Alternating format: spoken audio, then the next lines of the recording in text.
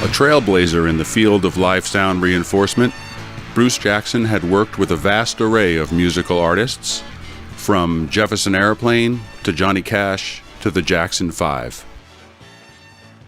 Most famous, perhaps, was his work with Bruce Springsteen and Elvis Presley.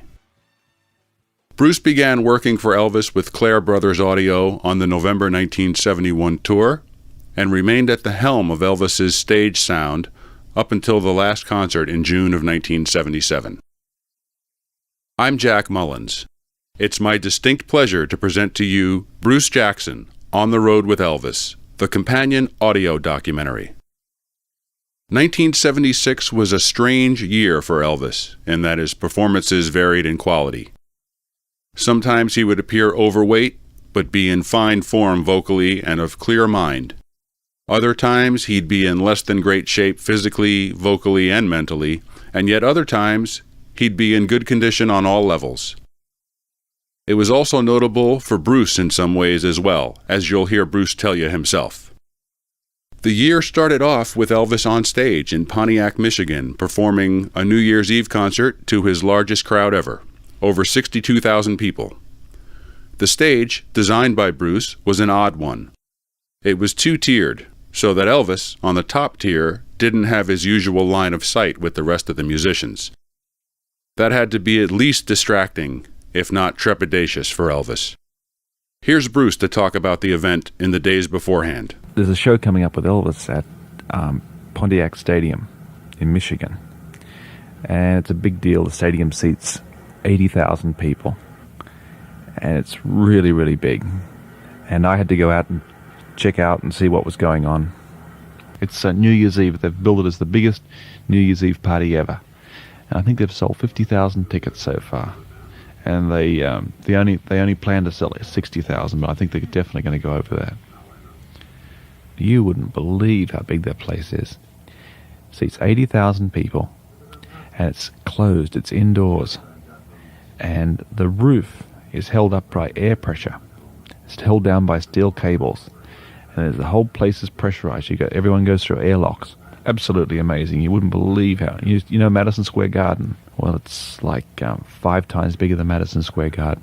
And we initially were going to hang the sound there, but I tried to convince them that we could, but they said no, they were worried we had to hang about 10 tons. And the structural engineers didn't like that. They thought the place wasn't stressed for the sort of weight I wanted to hang. So I ended up devising this method, and I designed a stage with a big circle of speakers around it, and a big star stage, which I drew up after I went back. They cut the stars off because the star was too expensive, but they kept the same basic circle arrangement of speakers, and the stage is now a hexagon. I think this stage is costing $10,000 to build, plus $10,000 in labor, which is amazing. After this concert, everyone had a couple of months off. Elvis recorded in the Jungle Room in early February, while Bruce kept himself busy working on a new mixing desk that he was designing. This console's been keeping us really busy, especially Ron Borthwick and myself, doing design work and designing all little bits and pieces and then sending them off to get them built. Very frustrating because it's very hard to see any real progress. But we're slowly getting there. Unfortunately, it's really urgent that we have these consoles because our other ones are getting very old-fashioned. And we need it to keep up with everything. This one will be really the console in the whole business, but it takes so much time to design and get it all together. I'll send you pictures of it when it all comes together.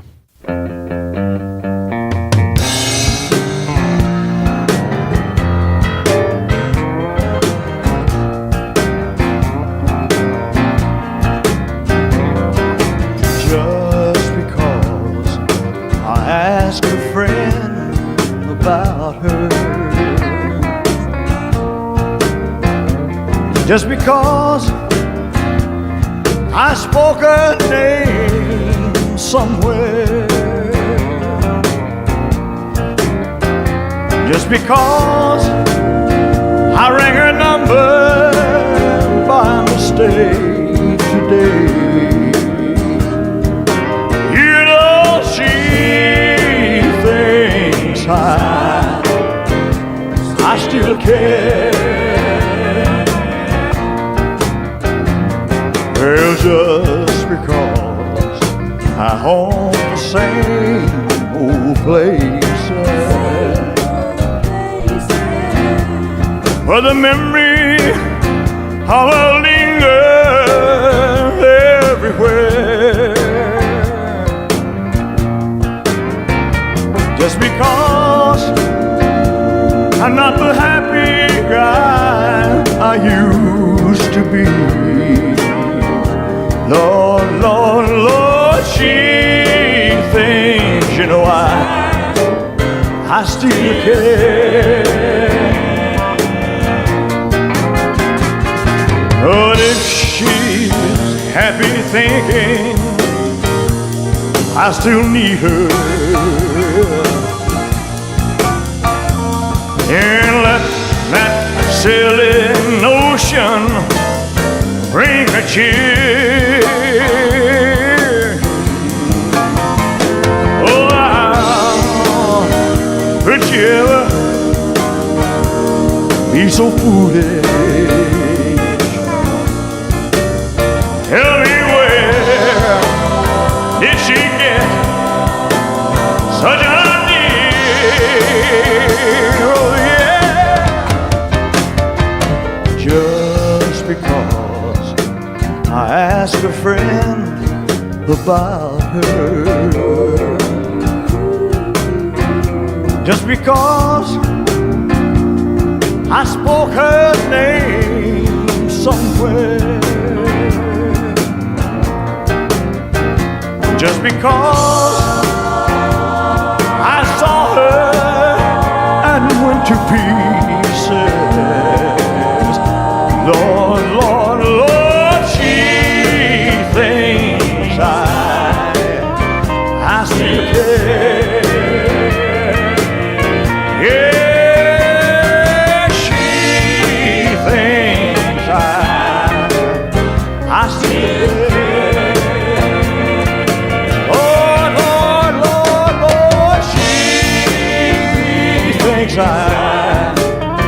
I still care. Yeah, she thinks I still care.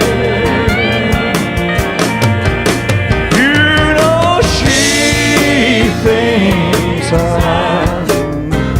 still care.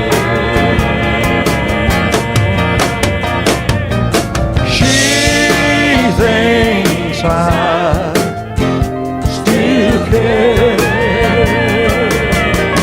Lord, Lord, Lord, you know she thinks I still care. Poor old son of a bitch, she thinks I. In March, the first tour of the year was due to be underway. Elvis appeared considerably heavy, but performed well and displayed spirited vocal presence. It was a brief tour, 4 cities in 6 days, from March 17th in Johnson City, Tennessee, through the 22nd in St. Louis, Missouri. I've got an Elvis tour coming up next week. Starts on Wednesday. Just a short one. 3 days in Johnson City in Tennessee, and then on to Charlotte, North Carolina, Cincinnati, Ohio, and St. Louis, Missouri, and that's it. Quite a short one.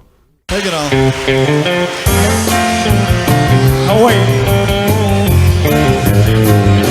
Wherever you go,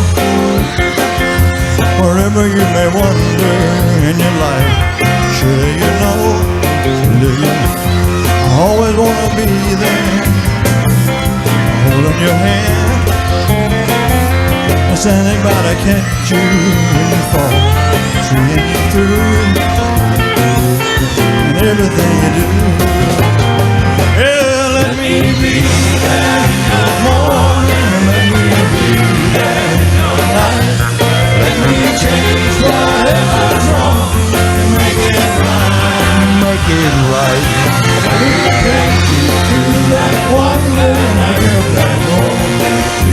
Whoa, you're choking. Let me be there.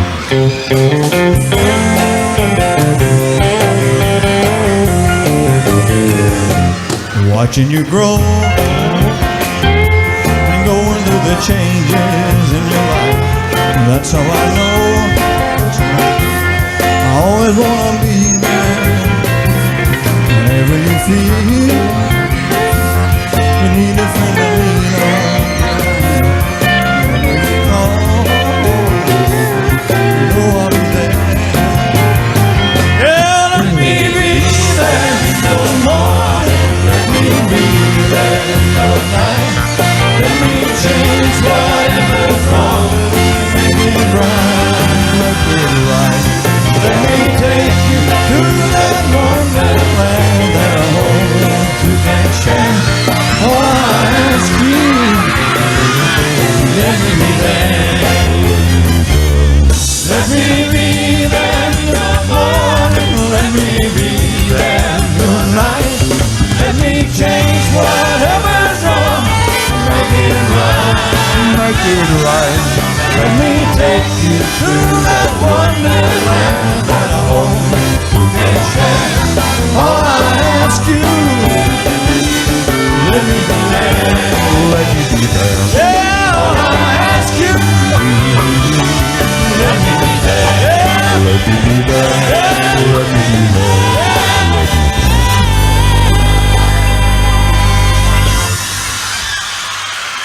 Okay, thank you. Thank you. Around the time of the April tour, which ran from April 21st in Kansas City, Missouri, to the 27th in Spokane, Washington, the crew plane experienced a problem which caused some tension. Bruce explains. Well, the last Elvis tour, let me think what happened on that. Oh, did I tell you we had an emergency landing on one of the Elvis tours? The plane apparently blew out a tire on takeoff. Viscount, 4-engine one. Plane shook and shuddered as we took off. They thought it was a nose wheel. And then we went over the control tower to see if they could spot the problem. Real low. We thought something was wrong when they were, not climbing. Where was that? I think that was it was not the last tour, the tour before that. And we went around and came in, and Tom Hewlett, the promoter, he was really freaking out because he hates flying anyway. He's nervous. He's saying, telling Dennis, that's the steward, I got money. Stay by me, help me out. He was really freaking out. And as it was, we landed okay. There was all the fire engines out in the runway and all this sort of stuff. There was no real problem. On landing, the tire flew apart and smashed up the jet pipe. So we were stuck there. Couldn't fly commercial.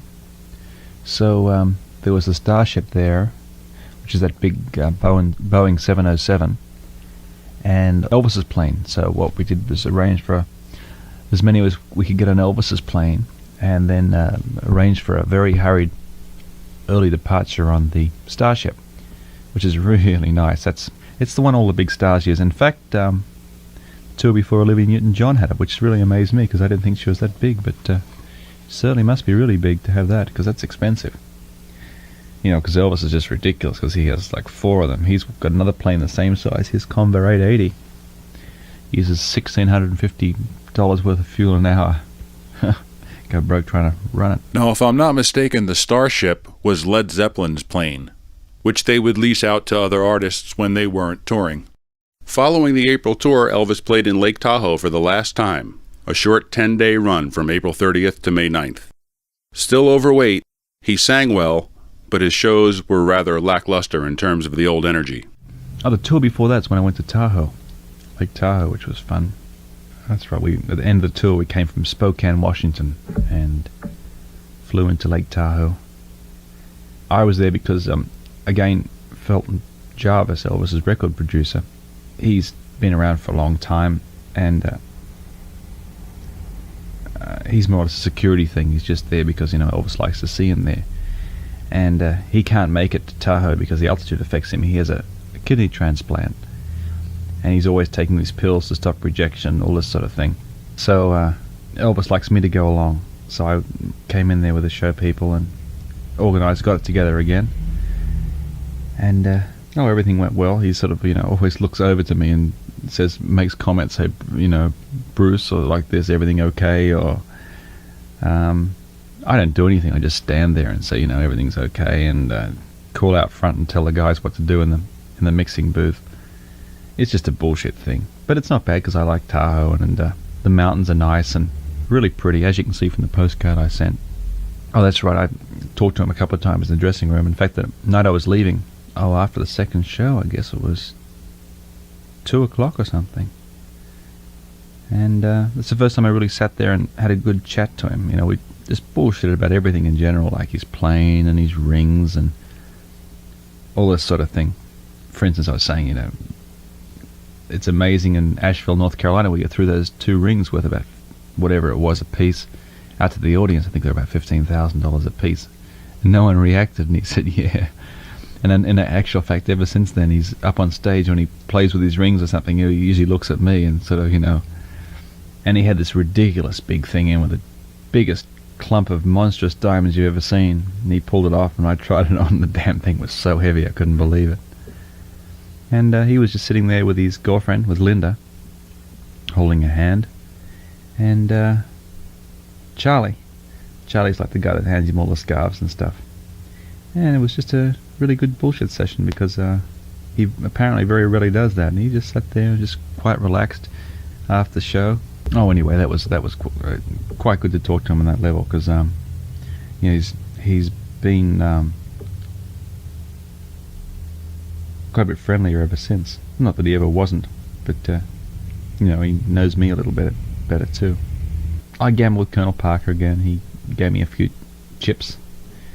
He's strange. He says, give me $100. I thought, what? I'm not going to give you $100, but I got the $100 out and gave it to him. And he just bullshitted around. Next thing, he gives me back $200. So I made $100 profit doing absolutely nothing. Then he did the same thing again. Did it twice. So I made a couple of $100 doing nothing. Wasn't bad. Paid for my vacation. Colonel says, that should be worth a present when he gave me that couple of $100 and some cologne or something. He wanted some cologne, so I bought him some cologne, and I bought him an elephant.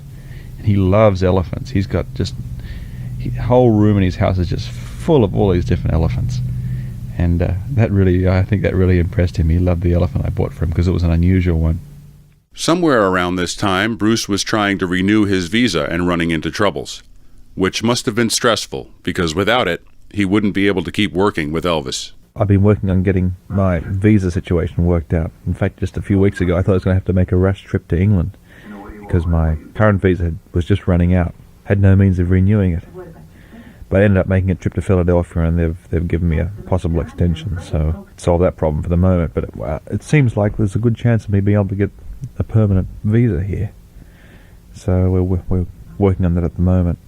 Getting letters of reference from Elvis and Tom Hewlett at Concerts West. What I got to do is prove that no American worker can take my position, which is really, a tricky thing to prove.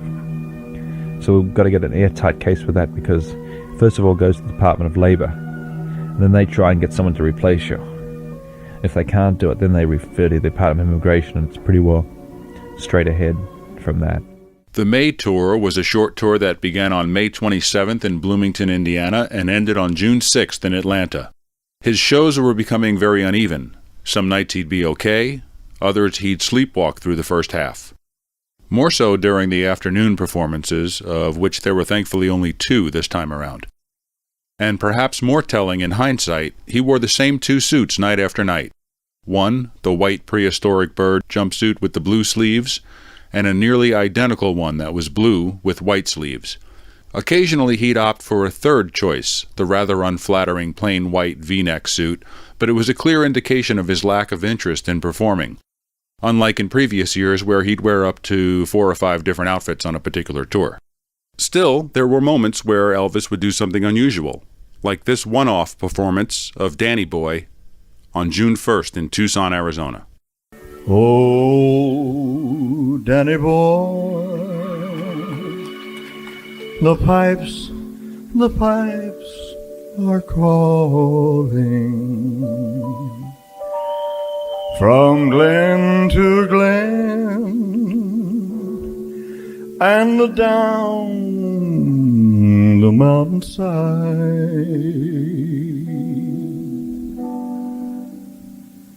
The summers are gone, and all the roses dying. 'Tis you, 'tis you must go, and I must bide. But come me back when summer's in the meadow, or when the valley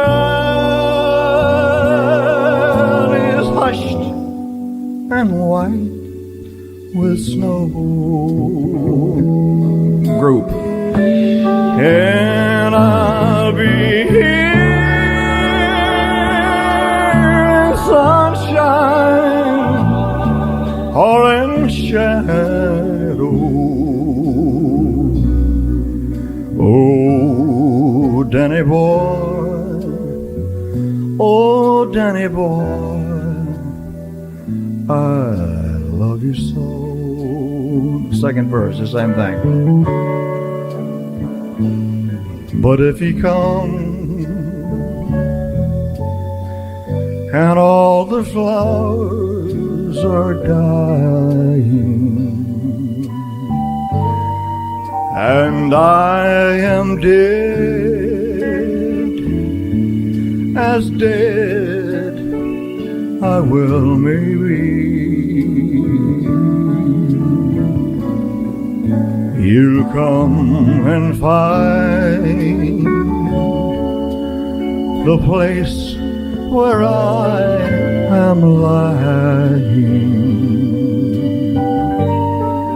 and kneel and say an Ave there for me. And I shall feel the soft you tread above me, and then my grave will richer, sweeter be. For you will bend and tell me that you love me, and I shall rest in peace until you come to me.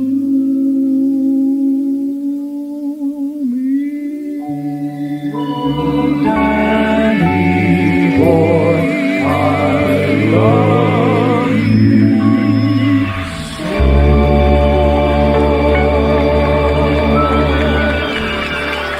Thank you. Thank you very much. One thing that caught Bruce by surprise happened on his birthday, June 3rd, 1976, at a concert in Fort Worth, Texas. Let me see. Oh, we're in Fort Worth. I think I told you about Fort Worth. I nearly died. I sent you that tape. That's where he's... I don't know how he found out it was my birthday, but... well, you can hear what the tape says, you know. First thing I heard him say was... he bent over and got feedback in the mic, and he said something, either you want to eat this microphone for it's your birthday or something like that, and he fell over backwards when he knew. And he came over and shook my hand and want to wish you happy birthday, and they all broke into happy birthday, and he laughed. He thought it was, you know, he saw how embarrassed I got. He got a kick out of it, just stood up there and watched me as they all sang, and I'm going bright red. I left on the Starship with all the show people, and left Stan and all those guys to pack up as I usually do. And they usually go on the concession plane, the Viscount. And lo and behold, they threw a surprise party for me on the Starship. I turn around and the whole group is all gathered around, and they're all singing happy birthday, and they pull this cake out with happy birthday Bruce on it. Oh, and another thing, when I was at the auditorium, one of my guys arranged to have put up in the lights, you know, like on the scoreboard, happy birthday Bruce Jackson, flashing and lights up on the big scoreboard. So that was quite fun. That's when we flew from Fort Worth to Atlanta. One of my sound engineers, I have a guy named Bruce Jackson. He's from Australia, and today's his birthday. I wish you a happy birthday, Bruce. Happy birthday to you. Happy birthday to you. Happy birthday, dear Bruce Goose. Happy birthday to you.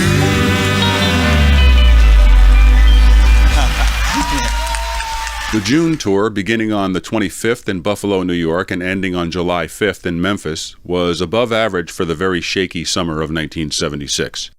Elvis was in good form, but not too energetic.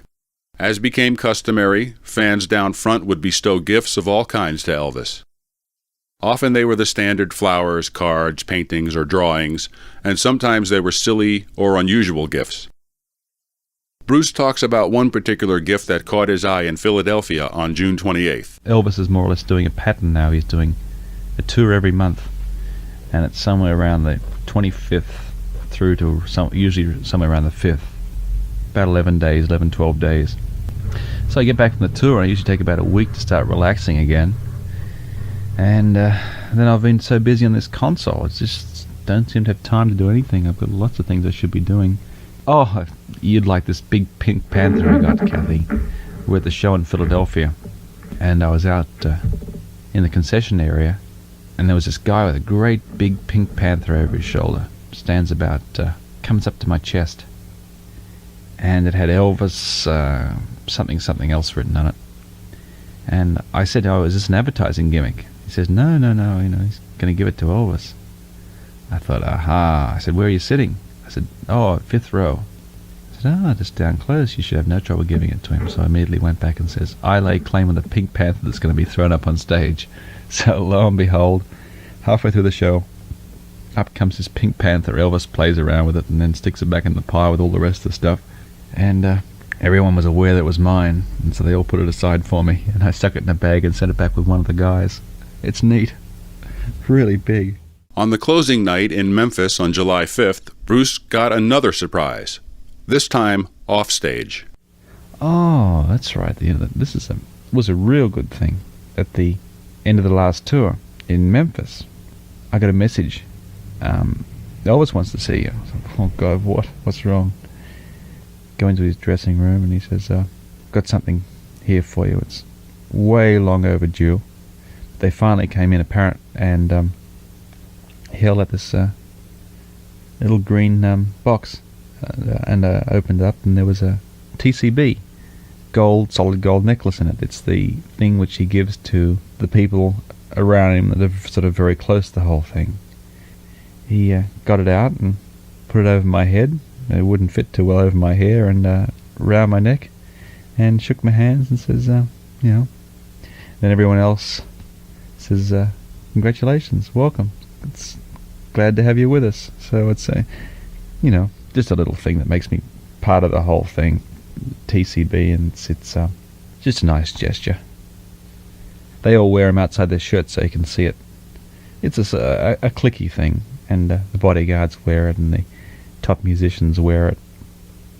The girls, he gives the girls that are around, like Linda, his girlfriend, and some of the guys' wives that he knows. He gives them TLCs, which TCB stands for Take Care of Business, and TLC is Tender Loving Care, which I don't know what that, it's a bit dumb. It's like a TCB with a lightning bolt, and it's the same. It's more or less his insignia. He's also got it in the tail of his plane, big TCB and a lightning bolt.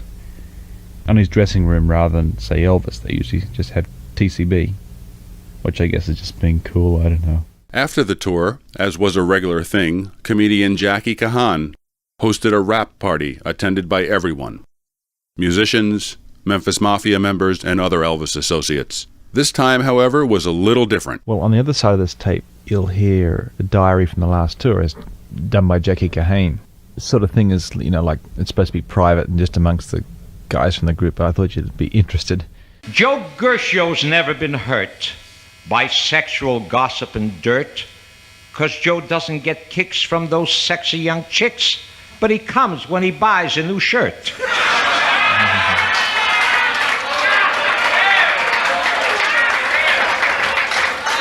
Hilton was really funny. Jackie makes out that he's really honoured that Elvis is going to come down and honour them with his presence, because he never does this sort of thing, really rare, and so everyone was really up for it. Next thing, in comes Felton. He's the guy that sits beside me during the show. He is really good at taking off people. He can take anyone off. He came in dressed in one of Elvis's jumpsuits with a big tiger on the front, with the belly stuffed with rags so it's stuffed out, and lots of scarves around his neck, and he came in throwing out scarves and doing Elvis. Captured him so well you wouldn't believe it. Really well. Even his answers were just the sort of answers which Elvis would give. Just lots of little stuff. Had everyone's stitches. They were just rolling. Had the bodyguards go out and check around, because everyone was there. I mean, even Elvis's girlfriend. She was there laughing her head off too. It's quite funny. We've received many compliments on our sound system, and yet many times I've seen you signaling to Stan Horeen or Bruce Jackson or Bill Porter, signaling. Do you feel that they're not competent? I don't feel they know what the fuck they're doing, but...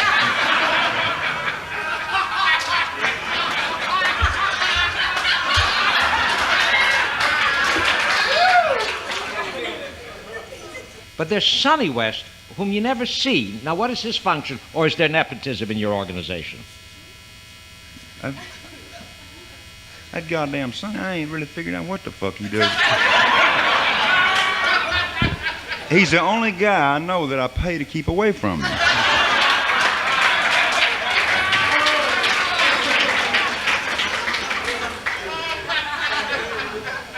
All right, now... All right, now, Elvis, just to round out your security, there's Dave Hebler and Dick Groth. Could you sum them up in one word? Fuck-ups. I wonder if Elvis knew about this informal roast he was given and what he thought about it. The next tour began on July 23rd in Louisville, Kentucky, and ran through August 5th in Fayetteville, North Carolina. It was considered mediocre by comparison to what he could do and had done in the recent past. Many reviews noted that his shows lacked the power and enthusiasm that were present in his last visit to these cities, and some reviews just panned him completely.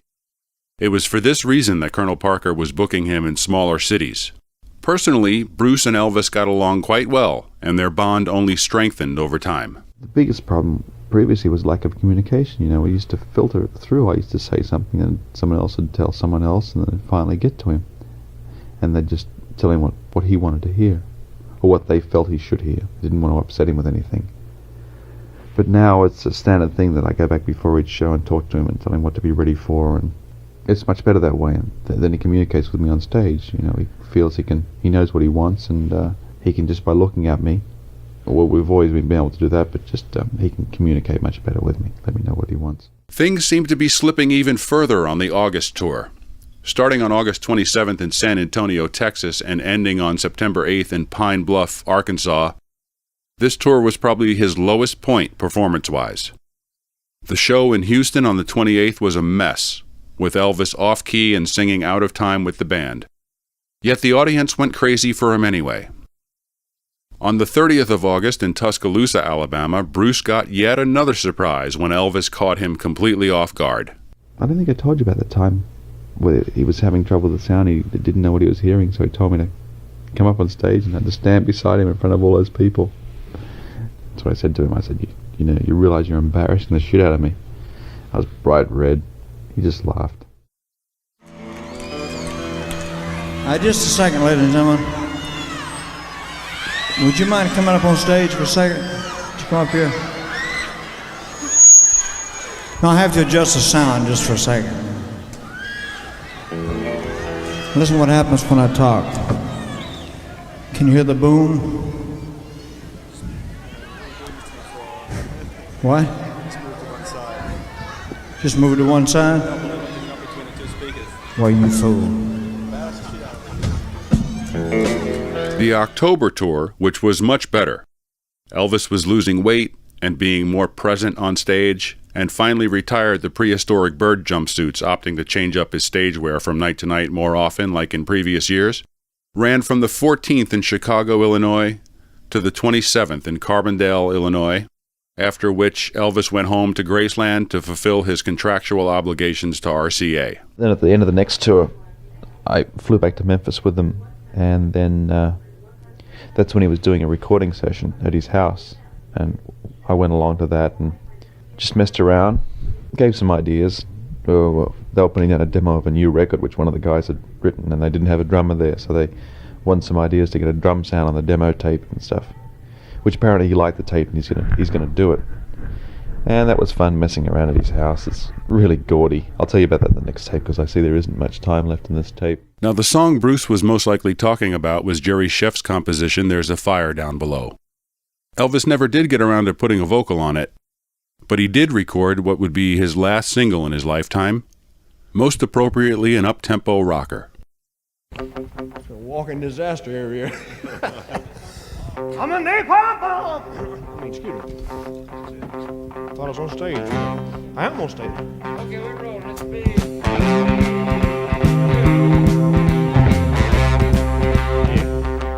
Okay, this is two. Wait a minute, y'all. See, in all spite of everything, you got away from me. Yes. I'm just giving a signal. Okay, go.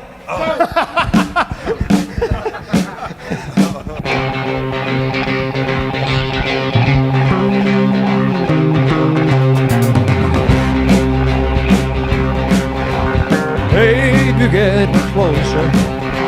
The lights are going dim. The sound of your breathing has made the mood I'm in. All of my resistance lying on the floor, taking me to places I've never been before. Ooh, and I can feel it,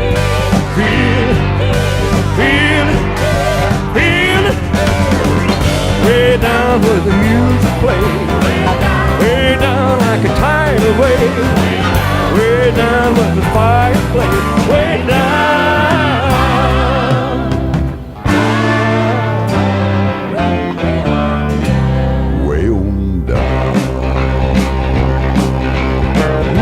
My head is spinning. You got me in your spell.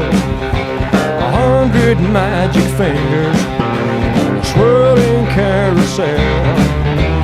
Medicine within me, a doctor could prescribe. Love is doing something that I just can't describe.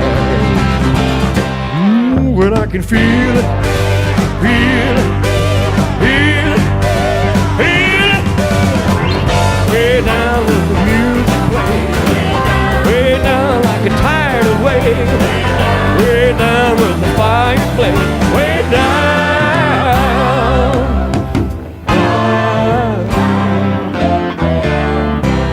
way on down.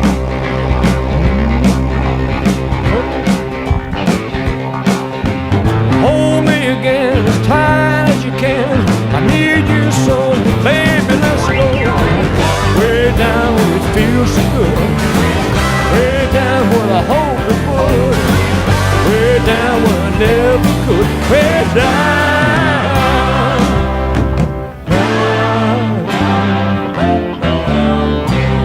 Way on down. Way on down. In the downtime between tours, Elvis decided to have Bruce replace the sound system on his plane, the Lisa Marie.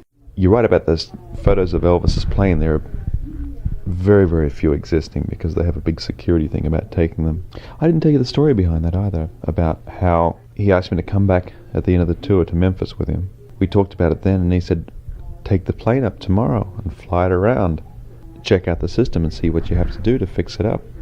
Because he's really mad with it. He's going to shoot it out and all this sort of thing, get a gun and shoot a hole in it and all this sort of.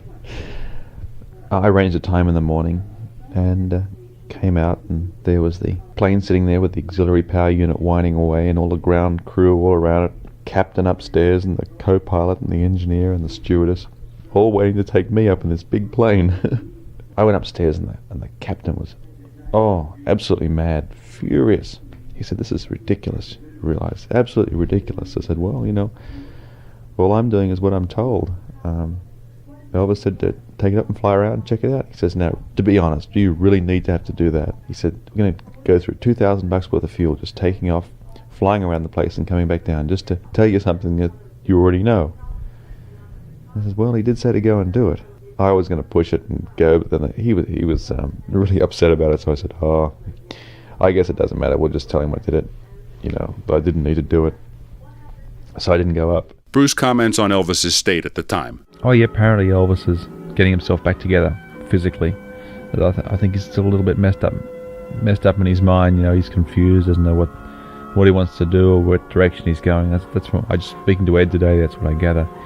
He's got a twisted colon. That's his main problem, which they're considering operating on, but they don't like to. So it's just going to cause him a bit of discomfort. He's also got kidneys or liver trouble, one of those two. I think it's liver. So he's not in that good a shape. It's a pity because, when he wants to really get into it and work, he does a great job. He's opening in Vegas in about 2 weeks, and they're trying to organise for me to go there and do the mixing, which I haven't done yet. But Bill Porter is really worried about his position, worried about me, so he's sort of very jealously watching it, because he knows that his position is very much in jeopardy. And if I went there, he'd probably be out for sure. So he's been around for like 15 years, and he doesn't want to lose his position now because he's getting old and he doesn't have anything else. Elvis's November tour, which was just a week long, from November 24th in Reno, Nevada to the 30th in Anaheim, California, was on par with the October tour, with Elvis singing well and in good mood. What happened is we were on the Elvis tour. That's when we went up around Eugene, Oregon, Portland. And we had to come down and we played San Francisco, which when was that, just before? No, that's right, the end of November. And we were early, and what happens is the whole thing's set up for us arriving at a certain time. So what happened is Felton told them to take their time coming down, so they cancelled their flight plan. And it was just a beautiful morning. And we just slowly motored down the coast of, Oregon, and then California down to San Francisco, which is just so pretty. I'm gonna look at you for the words, are you okay?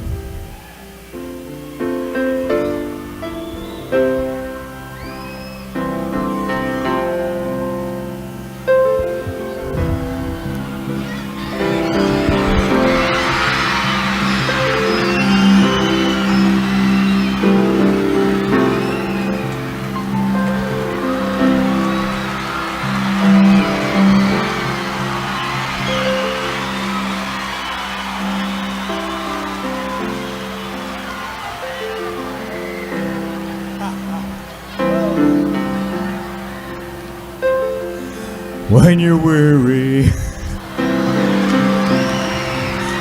feeling small, when tears are in your eyes, I will dry them all. I'm on your side. Oh, when darkness falls and friends just can't be found, oh, like a bridge over troubled water, I will lay down, oh, like a bridge over troubled water, I will lay down.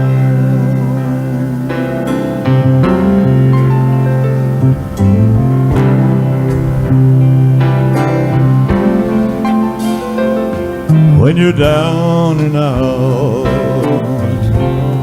when you're on the street, when evening falls so hard, I will comfort you take your part. Oh, when darkness falls, you know I will. And pain is all around, oh, like a bridge over troubled water. I will lay me down, yeah, like a bridge over troubled water. I will lay me down, Lord, lay me down.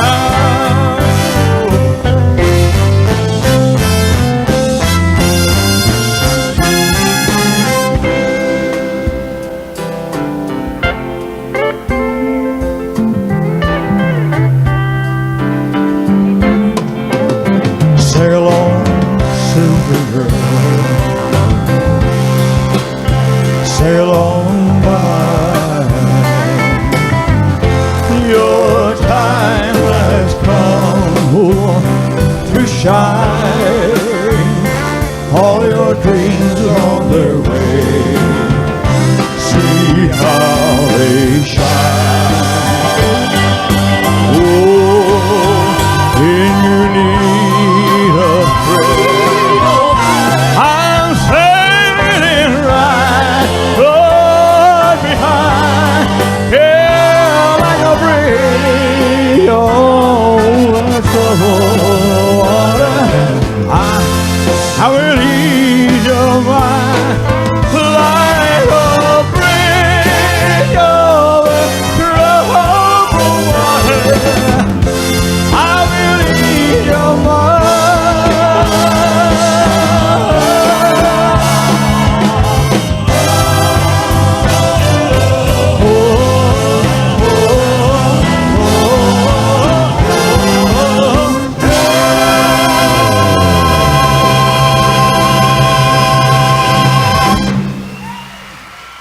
For the final time, Elvis played at the Hilton in Las Vegas from December 2nd to the 12th. He did well, although he was bored to tears of the monotony of Vegas by this time, and some of his shows were hindered by a sprained ankle, which caused him to sit on a stool for parts of the performances. And then there's some photos of Las Vegas, this time with Elvis, which went really well. Apparently I left again, and he got all bent out of shape about the sound, and wanted me back, and they had to make excuses because they knew I wouldn't come back. They says, oh, we can't get a hold of him, we can't find him. He says, where's Bruce? I want him back. He's going crazy, apparently giving hard time, throwing the microphone on the floor and screaming and yelling at the guy there. And all I did was just stand beside the stage and give him confidence and go and talk to him. So you can see the picture out of my window. I was almost the top floor. He had an amazing apartment up there. His is like the whole penthouse suite. He even had poker machines and all that sort of stuff in his own room. Now, the final tour of 1976 was a great one. Elvis had lost enough weight that his outfits sometimes seemed a little baggy on him. He was in a great mood, and he came on stage energized and ready to sing. He'd only been dating Ginger for about a month at this point, and he was likely trying to impress her as well. Folks that saw him regularly over the years were blown away and excited that he was back to true form. I don't know what I've been up to. I've been doing the Elvis tours. I just did this one at New Year's Eve. We started out the tour in Wichita, Kansas, and went to Dallas, Texas. Oh, that's right. I'm going to send you some copies of the shows too. Elvis is in love now, so he's been in a good mood and been friendly and hasn't been giving me any hard times. Because the tour before that in San Francisco, he started to he was bored, so he started just sound became his something to talk about, something to occupy his mind. So I'd be getting calls at 2 and 3 o'clock in the morning. Elvis wants to see you, so I'd have to go up there and talk to him. We'd talk all hours of the morning, but usually I'd get him off sound, start talking about something else. So it wasn't that bad, but he was just bored. And he had this girlfriend Linda, and I don't think he really knew how to get rid of her. But just about that time is when he flew Ginger in from Memphis, who was a shop assistant. Very pretty girl, 19 years old. And that's when he started the freeze out in Linda, and started to take much more interest in that, and so things started to go really well. And he got back into it and was doing much better shows. For a while he was just sort of not putting as much into the shows as what he should have been, for sure. I guess it was all too easy to make money and sell out and all this sort of thing. He just started to get lazy. But this last tour, over New Year's Eve, as I said, started out in Wichita, they went to Dallas, then went across to Birmingham, brand new building there, and set the box office records. We went to Atlanta, which, he's always very popular in Atlanta. Sold out that place again, and then up to Pittsburgh, just a very short tour. And all that tour, he's really good, friendly, and New Year's Eve, he puts his arms around me and says, Happy New Year, thank you for everything. Bullshit. So I'm enjoying a good working relationship with him now. I think he respects me pretty much, and he realizes I'm not particularly interested in taking any shit, because if he starts giving me too much of a hard time, I'll be gone. Well, it's the one for the money. You wanna go? Get ready now. Go, can't go, but don't you double my blue suede shoe. You can do anything, but they offer my blue suede shoe. You can knock me down, stop my face, slap my name all over the place. Do anything that you wanna do, but baby, they offer my shoe. Don't shoot. You can do anything, but they offer my blue suede shoe. Blue suede shoe again.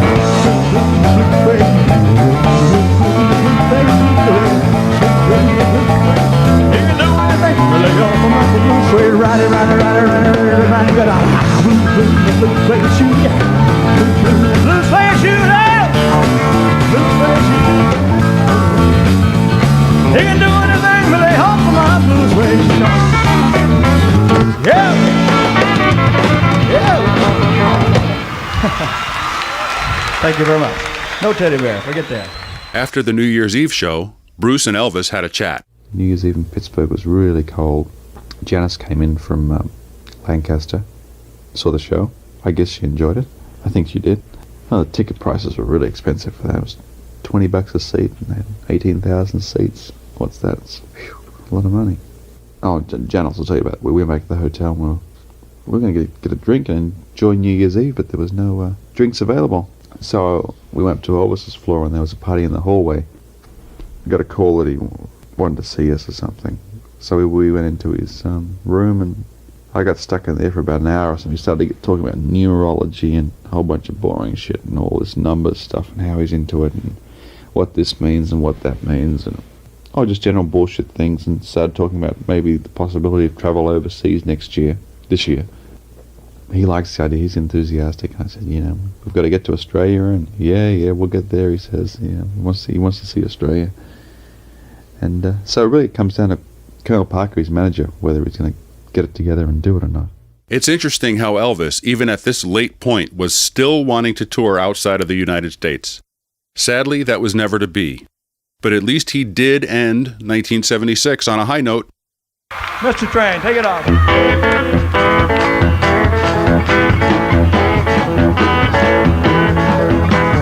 Train I ride, 16 coach along, Chicago. Train I ride, 16 coach along. Well, that long black train got my baby and gone. Train, coming on down the bend. Yeah, train, coming on round the bend. Yeah. Well, it's taking my baby, it ain't gonna do it again. Play again. Yeah.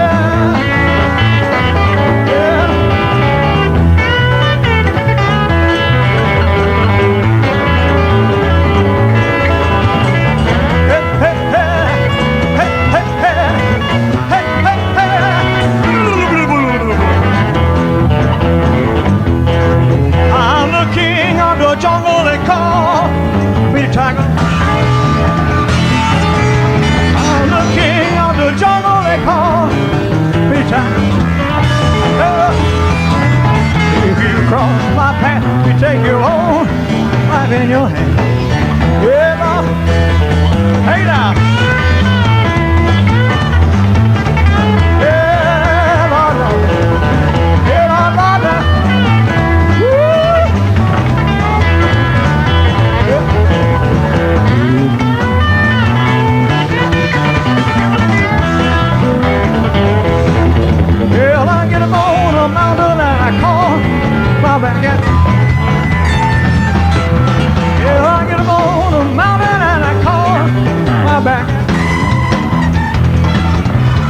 back and comes a running, and the hound dogs, they get way back, way back, way back.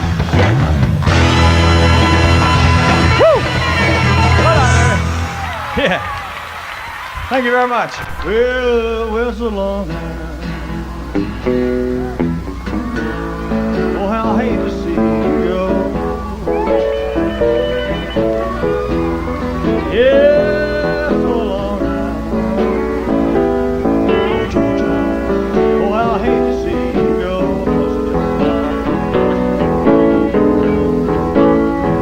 Yeah, the way that I will miss you. Oh, child, you'll never know.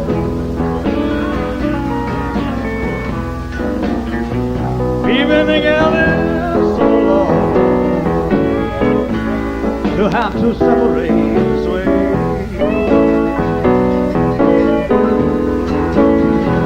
We've been together so long to have to separate this way.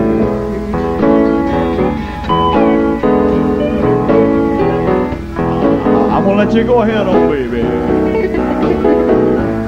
Pray that you'll come back home someday. Play the blues, Jamie. Play the blues, son. Play it.